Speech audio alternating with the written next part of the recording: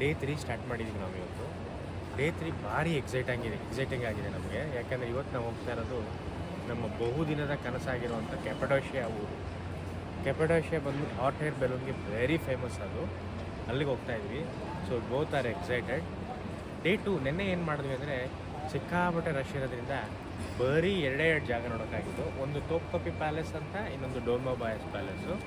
ಅದಷ್ಟು ಮುಗಿಯೋಷ್ಟರಲ್ಲಿ ಸುಸ್ತಾಗಿದ್ವಿ. ಬೆಳಿಗ್ಗೆ ಬೇಗ ಹೇಳೋದ ಕಾರಣ ನಾವು ನಿನ್ನೆ ರಾತ್ರಿ ಬೇಗ ಮಲಗಿದ್ವಿ. ಸೊ ಈಗ ಆಲ್ರೆಡಿ ನಾವು Istanbul international airport, but domestic flight ಇಲ್ಲಿಂದ ತೊಗೋಬೇಕು ನಾವು. ಅಲ್ಲಿಗೆ ಬಂದಿದ್ದೀವಿ. ಆಮೇಲೆ ನಾನು ಇನ್ನೊಂದು ಏನು ಮಾಡಿದ್ದೀನಿ ಅಂದರೆ 2 days ಫುಲ್ ಪ್ಯಾಕೇಜ್ ಅಂತ ಬರುತ್ತೆ. ಸೊ ಇದನ್ನು ಕಂಪ್ಲೀಟಾಗಿ ಹಾಟ್ ಏರ್ ಬೆಲೂನ್ ಅನ್ನೋ ಒಂದು ಕಂಪ್ನಿ ಇದೆ. ಹಾಟ್ ಏರ್ ಬೆಲೂನ್ ಕೆಪಡೋಷಿಯಾ ಅಂತ ಒಂದು ಕಂಪ್ನಿ. ಅವ್ರಿಗೆ ಫುಲ್ 2 days ಪ್ಯಾಕೇಜ್ ಅಂದರೆ ನಮ್ಮ ಹೋಟೆಲ್ ಎಲ್ಲಿದೆ ಇಸ್ತಾನ್ಬುಲಲ್ಲಿ, ಅಲ್ಲಿಂದ complete to and fro including domestic flights ಇಷ್ಟು ಪ್ಯಾಕೇಜ್ ಮಾಡಿಬಿಟ್ಟಿದ್ದೆ. ಸೊ ಅಲ್ಲಿಂದ ಅದಕ್ಕೋಸ್ಕರ ನಾವೀಗ ಬಂದಿದ್ದೀವಿ. ಡೊಮೆಸ್ಟಿಕ್ಕು 6:30ಗೆ ಫ್ಲೈಟ್ ಇದೆ ನಮಗೆ. ಫುಲ್ ಅಟಾಟುರ್ಕ್ ಅಂತ ಒಂದು ಹೊಸ ಏರ್ಪೋರ್ಟು. ಇಸ್ತಾನ್ಬುಲಲ್ಲಿ 2 ಏರ್ಪೋರ್ಟ್ ಇದೆ. ಸೊ ಅಟಾಟುರ್ಕ್ ಅಂತ ಏರ್ಪೋರ್ಟ್ ಇದು, ಅದರದ್ದು ವ್ಯೂ ತೋರಿಸ್ತಾ ಇದ್ದೀನಿ ನಿಮಗೆ. ಸೊ ಇಸ್ತಾನ್ಬುಲಿಂದ 1.5 ಗಂಟೆ ಫ್ಲೈಟು ಇಲ್ಲಿಂದ ನಯಾಸಿರ್ ಅಂತ, ಅಲ್ಲಿಗೆ ಹೋಗ್ತಾ ಇದ್ದೀವಿ. ಇಸ್ತಾನ್ಬುಲ್ ಏರ್ಪೋರ್ಟ್ ನೋಡಿ ಯಾವ ಥರ ಇದೆ ಫ್ಲೈಟು. ಡೊಮೆಸ್ಟಿಕ್ ಏರಿಯಾ ಇದು.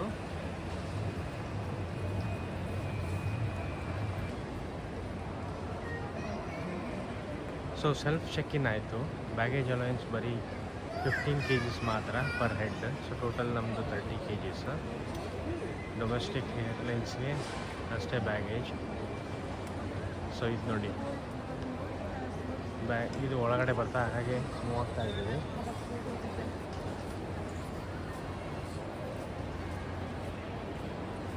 ಸೊ ಒಳಗಡೆ ಈ ಥರ ಇದೆ. 6:30 ಫ್ಲೈಟ್, ಇನ್ನೂ 45 minutes ಇದೆ. ಇನ್ನೂ ಚೆಕ್-ಇನ್ ಸ್ಟಾರ್ಟ್ ಆಗಿಲ್ಲ, ಬೋರ್ಡಿಂಗ್ ಸ್ಟಾರ್ಟ್ ಆಗಿಲ್ಲ ಇನ್ನು.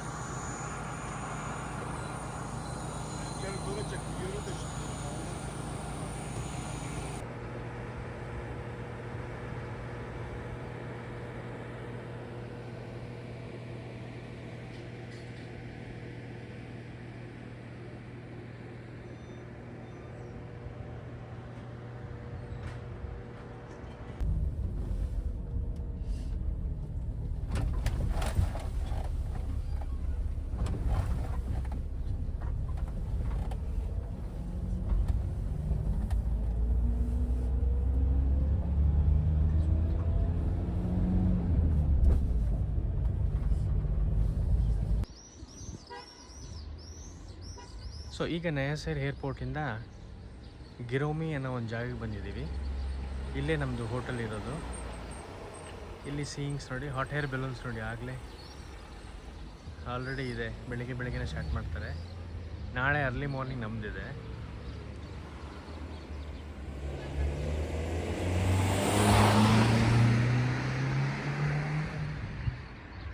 ಇದೆ ಕೇವ್ಸು. ಅಲ್ಲೇ ಯಾವುದೋ ಒಂದು ಹೋಟ್ಲು, ಕೇವ್ ಹೋಟ್ಲು ಅಂತ ಭಾರಿ ಫೇಮಸ್ ಇಲ್ಲಿ. We both are excited to enter the cave hotel. Goreme city ಇದೆಯಾ ತೋರಿಸ್ತಾ ಇದ್ದೀನಿ ನಿಮಗೀಗ.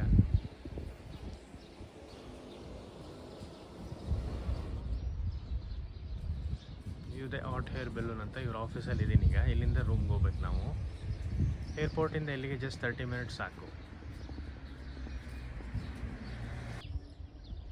ಸೊ ಇದೆಲ್ಲ ನೋಡ್ತಾ ಇದ್ದೀರಲ್ಲ ನೀವು, ಇದೆಲ್ಲ ಕೇವ್ ಹೋಟೆಲ್ಸ್ ಅಂತ. ನಾವೀಗ ಮಾಡಿರೋದು ಕೇವ್ ಹೋಟೆಲ್ ಅಂತಾನೆ. Hotel cave holiday cave hotel ಅಂತ.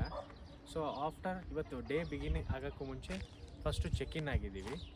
ನಂತರ ನಾವು ರೆಡ್ ಟೂರ್ ಹೋಗ್ತೀವಿ. ರೆಡ್ ಟೂರ್ ಅಂದರೆ 2 ಥರ ಟೂರ್ ಇದೆ, ರೆಡ್ ಟೂರ್ ಮತ್ತು ಗ್ರೀನ್ ಟೂರ್ ಅಂತ. ಫಸ್ಟ್ ಇವತ್ತು ರೆಡ್ ಟೂರ್ ಸ್ಟಾರ್ಟ್ ಮಾಡ್ತಾಯಿದ್ದೀವಿ. ಅದು ನಾರ್ತ್ ಕ್ಯಾಪಡೋಷಿಯಾ ಪೂರ ಕವರ್ ಆಗುತ್ತೆ. ಬನ್ನಿ ನಮ್ಮದು ಹೋಟೆಲ್ ಟೂರ್ ಮಾಡಿ ತೋರಿಸ್ತೀನಿ. ಇದೇನು ಸ್ಪೆಷಾಲಿಟಿ ಈ ಹೋಟೆಲ್ದು ಅಂದರೆ ಕೇವ್ಗಳನ್ನ, ಅಂದರೆ ಯಾವುದೇ ಒಂದು ಶೇಪಲ್ಲಿ ಇದೆಯಲ್ಲ ಕೇವ್ ಶೇಪಲ್ಲಿ, ಅದನ್ನು ಹಾಗೇ ಸ್ಟೋರ್ ಮಾಡಿಕೊಂಡು ಒಳಗಡೆ ರೂಮ್ ಟೈಪ್ ಮಾಡ್ಕೊಂಡು ಕೊರೆದು ಸ್ವಲ್ಪ ಅದನ್ನೇ ಎಸ್ಥೆಟಿಕ್ಗೋಸ್ಕರ ಅಲ್ಲೇ ಬೆಡ್ಡು ಆ ಥರ ಎಲ್ಲ ಮಾಡಿ ನೀಟಾಗಿ ಮಾಡ್ಕೊಂಡಿದ್ದಾರೆ. ಸೊ ಇದ್ರ ಏನು ಅಡ್ವಾಂಟೇಜ್ ಅಂದರೆ ನಿಮಗೆ ಅದೇ ನ್ಯಾಚುರಾಲಿಟಿ ಇರ್ತದೆ, ಒಳಗಡೆ ಮಾತ್ರ ಫುಲ್ಲು ಬೆಚ್ಚಗಿರ್ತದೆ. ಹೊರಗಡೆ 8 ಡಿಗ್ರಿ 10 ಡಿಗ್ರಿ ಇರ್ತದೆ, ಒಳಗಡೆ ನಿಮಗೆ ಕಂಪ್ಲೀಟ್ ವಾರ್ಮ್ ಆಗಿರ್ತದೆ. ಬನ್ನಿ ಹೋಟೆಲ್ದು ಟೂರ್ ಮಾಡಿಸೋಣ.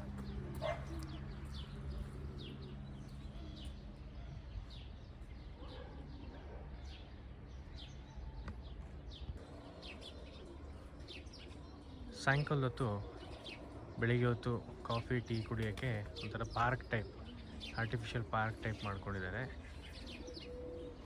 ನೀಟಾಗಿ ಕಾಣ್ತಾ ಇದೆ ನೋಡಿ.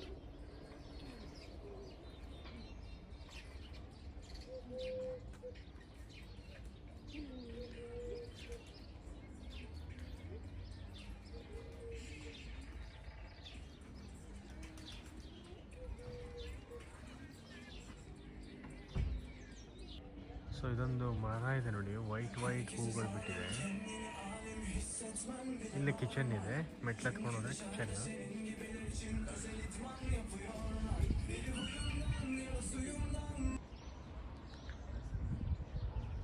ಸೊ ಮೇಲ್ಗಡೆ ಹತ್ಕೊಂಡು ಮೆಟ್ಲು ತಗೊಂಡು ಬರ್ತಾ ಇದ್ದಂಗೆ ನಮ್ಮದು ಹೋಟೆಲಿಂದ ಪ್ಯಾನೋರಾಮಿಕ್ ವ್ಯೂ ನೋಡಿ ಎಷ್ಟು ಚೆನ್ನಾಗಿ ಕಾಣುತ್ತೆ ಜಿರೋಮ್ದು.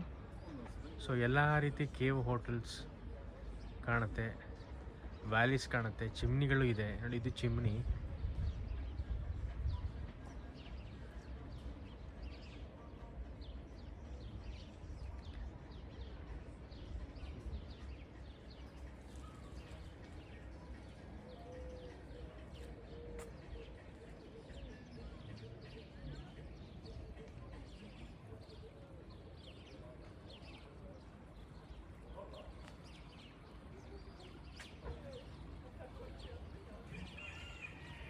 ಆದರೆ ಪೂಲ್ ಬರ್ತದೆ,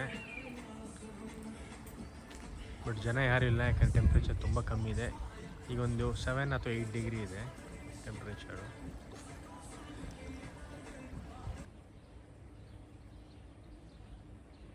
ಸೊ ರೆಸ್ಟೋರೆಂಟ್ ಇದೆ, ನಂತರ ರೂಮ್ಸ್ಗಳಿದೆ, ಬೇರೆ ಬೇರೆ ಬಡ್ಜೆಟ್ಗೆ ಬೇರೆ ಬೇರೆ ರೂಮ್ಸ್ಗಳಿದೆ.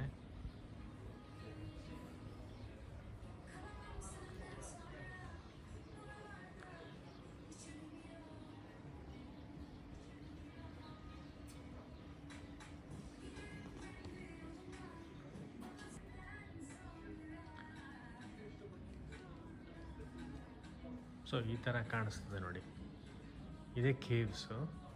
ಇಲ್ಲಿ ಸ್ವಲ್ಪ ಒಳಗಡೆ ಮಾಡಿಕೊಂಡು ಇದು ಡೋರ್ಸು ಎಲ್ಲ ಮಾಡ್ಕೊಂಡಿದ್ದೇನೆ. ಹೊರಗಡೆ ಹಾಗೇ ಇದೆ, ಯಾವುದೇ ರೀತಿಯ ಪೇಂಟ್ ಹೊಡೆದಿಲ್ಲ, ಏನೂ ಆ ಥರ ಮಾಡಿಲ್ಲ. ಇದಿದೆ ನಮ್ಮದು ರೂಮು. ಬನ್ನಿ ಬೀಗ ತೆಗೆದುಕೊಳ್ಳೋಣ. ನೋಡಿ ಕೇವ್ ಹೋಟ್ಲ್ ಒಳಗಡೆ ರೂಮ್ ಈ ಥರ ಬರ್ತದೆ ನಿಮಗೆ. ಒಂಥರ ಕೇವ್ ಒಳಗಡೆ ಮಾಡ್ದಂಗಿದೆ. ಪೂರ ಈ ಥರ ಬೆಡ್ ಕೊಟ್ಟಿದ್ದಾನೆ. ಹೀಗಿದೆ. ವಾಶ್ರೂಮ್ ಇಲ್ಲಿದೆ. ಹೊರಗಡೆ ಅಷ್ಟು ಚಳಿ ಇದೆ, ಒಳಗಡೆ ಒಳ್ಳೆ ಬೆಚ್ಚಗಿದೆ ಮಾತ್ರ. ಇದು ವಾಶ್ರೂಮ್. ಇದನ್ನೆಲ್ಲ ಹಮಾಮ್ ಅಂತಾರೆ. ಸೊ ಆ ಥರ ಹಮಾಮ್ ಸ್ಟೈಲಲ್ಲೇ ಇದೆ.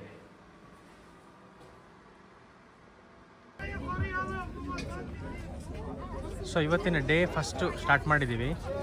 10 AM ಸ್ಟಾರ್ಟ್ ಮಾಡಿದ್ವಿ. ಫಸ್ಟು ನೋಡಿ ಲವ್ ವ್ಯಾಲಿ ಅಂತ ಇಲ್ಲಿಗೆ ಬಂದಿದ್ದೀವಿ.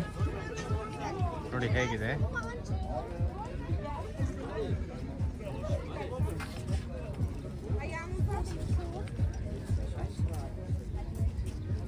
ಸೊ ನಾರ್ತ್ ಕ್ಯಾಪಡೋರಿಯಾ ಟೂರ್ ಮತ್ತು ಸೌತ್ ಕ್ಯಾಪಡೋರಿಯಾ ಅಂತಿದೆ, 2 ಕವರ್ ಮಾಡ್ತೀವಿ. ಇವತ್ತು full day north Cappadocia tour.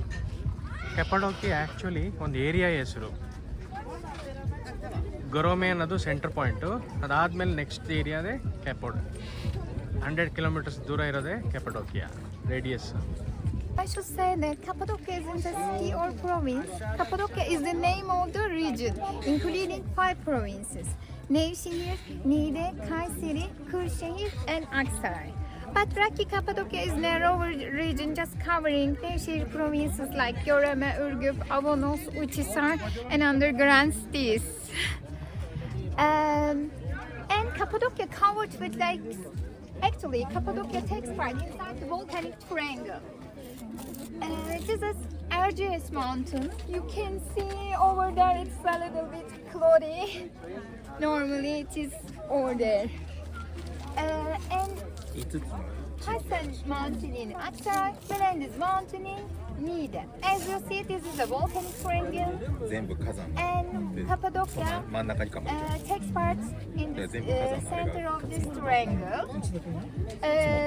Cappadocia covered with lakes approximately 12 million years ago, and its volcanoes were active. Volcanic eruptions began. The hot ash got out from the volcanoes flew towards the lakes, glued each other, cooled off, and turned into the rock formation called basalt and tuff. Over time, lakes got dried and tough layer accumulated. Basalt covered over it. Basalt is so hard rock. So it just cracked, broke, and fell down because of the temperature difference between night and day. But tough layer, it's a source of like an ash. So it had eroded thanks to the rainwater, snow water, flowing wind, etc. conically. So basalt remained like a head and top layer eroded conically. Mushroom shape has formed this way. But if it doesn't have any basalt, they turn into the valleys thanks to the erosions. Do you have any question about here?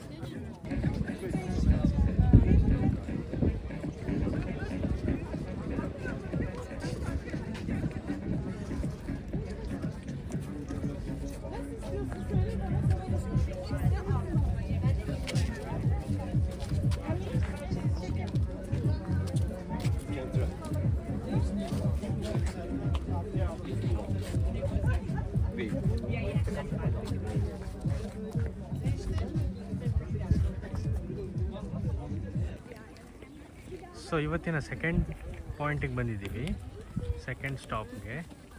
ಇದು ಪಸಾಬಾ monks valley ಅಂತ. 3 headed ಚಿಮ್ನಿಗಳು ಕಾಣ್ತದೆ ನಿಮಗೆ, ಅದಕ್ಕೋಸ್ಕರ ಇದರ ಹೆಸರು ಪಸಾಬಾ ಅಂತಿದೆ. ನೋಡಿ ಎಷ್ಟು ಚೆನ್ನಾಗಿದೆ.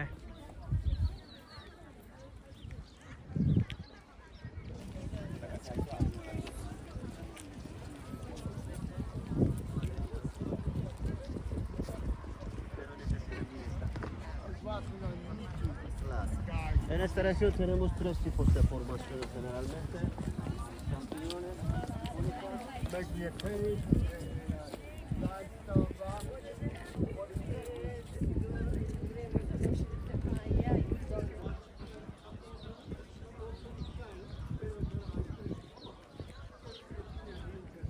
ಸೊ ಅರೌಂಡ್ 5th centuryಲಿ ಮಾಂಕ್ಸ್ ಇಲ್ಲಿ ಇಷ್ಟೊಂದು ಪ್ರಶಾಂತವಾಗಿರೋದ್ರಿಂದ ಮಾಂಕ್ಸ್ ಬಂದು ಇಲ್ಲಿ ನೆಲೆಸಿದ್ರು. ಅದಕ್ಕೋಸ್ಕರ ಮಾಂಕ್ಸ್ ಅಂತಲೇ ಹೇಳ್ತಾರೆ, ಮಾಂಕ್ಸ್ ಪ್ಲೇಸ್ ಅಂತಲೇ ಹೇಳ್ತಾರೆ. ಜೊತೆಗೆ ಪಸಾಬಾ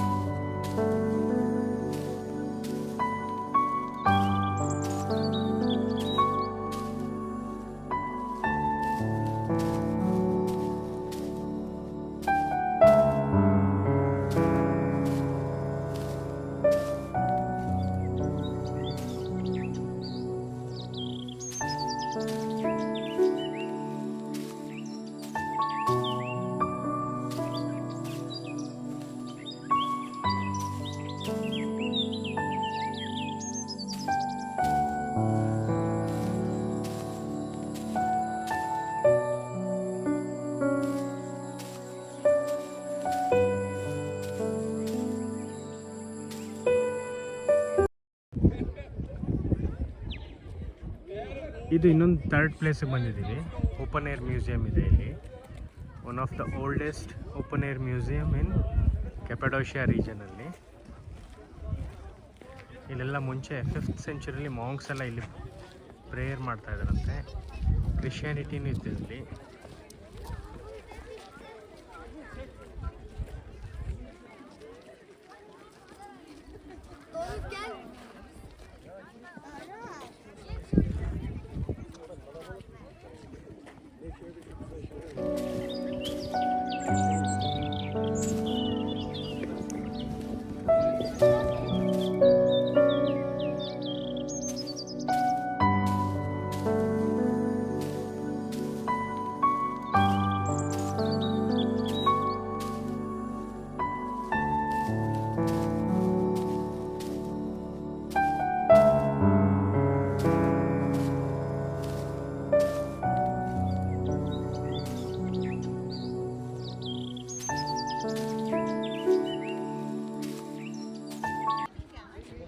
ನೋಡಿ, ಈ ಜಾಗದಲ್ಲಿ 1950s ತನಕ ಜನಗಳು ವಾಸವಾಗಿದ್ರಂತೆ.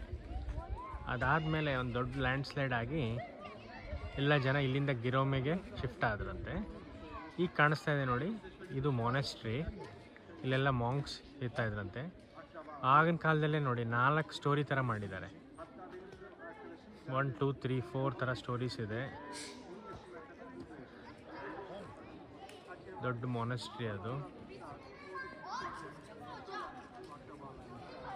ಅಲ್ಲಿ ಸೈಡಲ್ಲಿ ಪಿಜನ್ದು ಕಾಣಿಸ್ತಾ ಇದೆ. ರೌಂಡ್ ಚಿಕ್ಕ ಚಿಕ್ಕದು ಕಾಣಿಸ್ತಾ ಇದೆಯಲ್ಲ, ಅದು ಪಿಜನ್ಸ್ ನೆಸ್ಟು. ಆ ಗೊಬ್ಬರನ ಯೂಸ್ ಮಾಡ್ತಾ ಇದ್ದಾರಂತೆ ಫರ್ಟಿಲೈಸರ್ ಆಗಿ, ಅಗ್ರಿಕಲ್ಚರ್ ಪರ್ಪಸ್ಗೆ.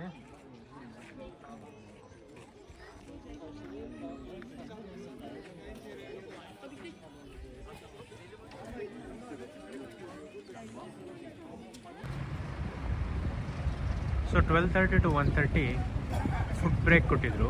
ಅವೆನೋಸಸ್ ಅಂತ ಓಪನ್ ಬಫೆಟ್ ಜಿರೋಮಲ್ಲಿ ಮುಗಿಸ್ಕೊಂಡು ನೆಕ್ಸ್ಟ್ ಕ್ವಾರ್ಟ್ರಿಗೆ ಹೋಗ್ತಾ ಇದ್ದೀವಿ. ಇದೇ ನಮ್ಮ ವ್ಯಾನು ನೋಡಿ, ಈ ಥರ ಇದೆ. 9 ಮೆಂಬರ್ಸ್ ಇದ್ದೀವಿ. ಅವರೇ ನಮ್ಮ ಗೈಡು ಇವತ್ತಿನ ಡೇಗೆ.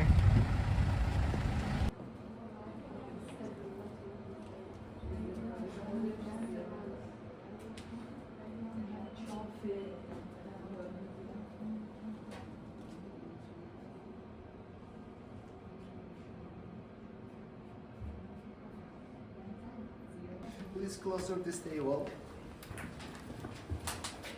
Okay, welcome to our gallery. Now we can see my cameras that we will see 2 different types, red and the white clay. That we first start is the red clay. This area, red clay art, is the 4,000 years old. So we call it the pottery. This clay is the natural clay. We bring is the size of the red river step. Why is the red? Because inside is the more iron oxide. After all, this clay becomes very strong items, for example, like that and other one.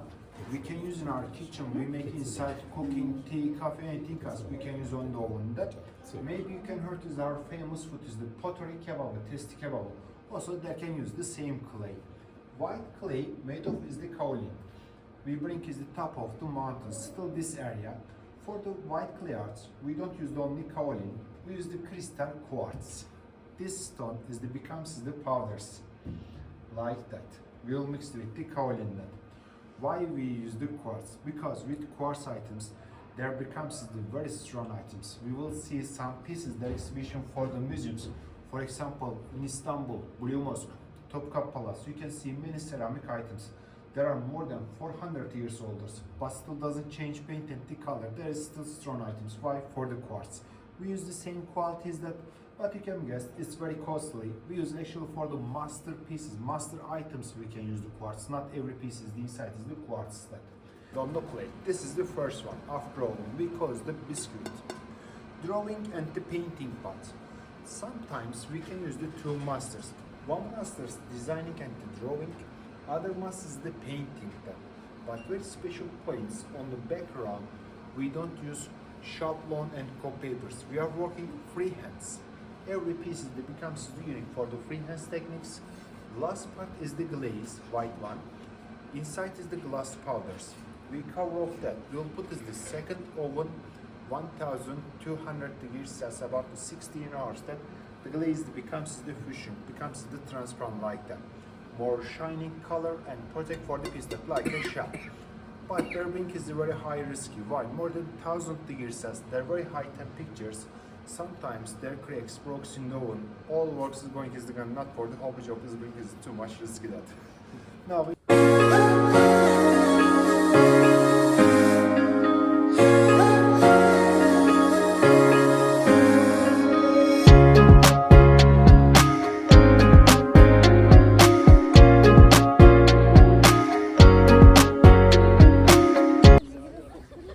ನಮ್ಮ next stop ಬಂದು ದೇವರೆಂಟ್ valley ಅಂತ.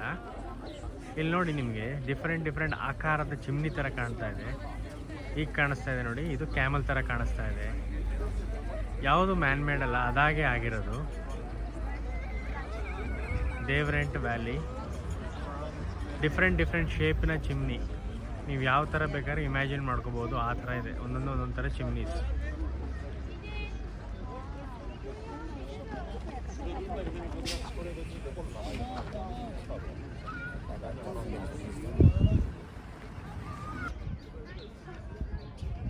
So ಇವತ್ತಿನ ದಿವಸದ last ಸ್ಪಾಟಿಗೆ ಬಂದಿದ್ದೀವಿ. ಇದು castle, ಇದು ಮುಂಚಿಸ್ಟಾರ್ castle ಅಂತ ನೋಡಿ. ಈ ನ್ಯಾಚುರಲ್ ಫಾರ್ಮ್ ಆಗಿರೋದನ್ನ ಆಗಿನ ಕಾಲದಲ್ಲಿ ರೋಮನ್ಸ್ ಅವರು ಇದನ್ನು ಕಾರ್ವ್ ಮಾಡಿ ತಮ್ಮ ಕ್ಯಾಸಲ್ ಆಗಿ ಮಾಡ್ಕೊಂಡಿದ್ದಾರೆ. ಇಲ್ಲಿ ಕಾಣಿಸ್ತಾ ಇದೆಯಾ, ಅಲ್ಲಿ ಒಂದು ದೊಡ್ಡದಿದೆ, ಒಂದು ಚಿಕ್ಕದಿದೆ. ದೊಡ್ಡದಿರೋದು ರಾಜರಿಗಂತೆ, ಚಿಕ್ಕದಿರೋದು ಮಾಮೂಲಿ ಸೋಲ್ಜರ್ಸ್ಗೆ ಇರುತ್ತೆ. ಆಮೇಲೆ 3 ಲೇಯರ್ ಇರುತ್ತೆ. ಟಾಪ್ ಮೋಸ್ಟ್ ಲೇಯರು ಎಲ್ಲ ಪುನಃ ಬಾರ್ಡ್ರ್ ನೋಡ್ಕೊಳ್ಳೋಕೆ, ಯಾರ್ಯಾರು ಬರ್ತಾ ಇದ್ದಾರೆ, ಬೇರೆಯವ್ರು ಯಾರು ಬರ್ತಾ ಇದ್ದಾರಾ, ಹೋಗ್ತಾ ಇದ್ದಾರಾ ವೈರಿಗಳು ಅಂತ ನೋಡ್ಕೊಳ್ಳಿಕ್ಕಂತೆ.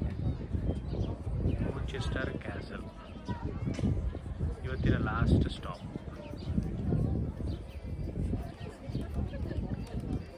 ಆಗಿನ ಕಾಲದ ನ್ಯಾಚುರಲ್ ಸ್ಕೈ ಸ್ಕ್ರೇಪರ್ ಅಂತ ಹೇಳ್ತಾರೆ ನೋಡಿ. ರೋಮನ್ ಟೈಮಲ್ಲಿ ಮಾಡಿರೋದು ಇದು.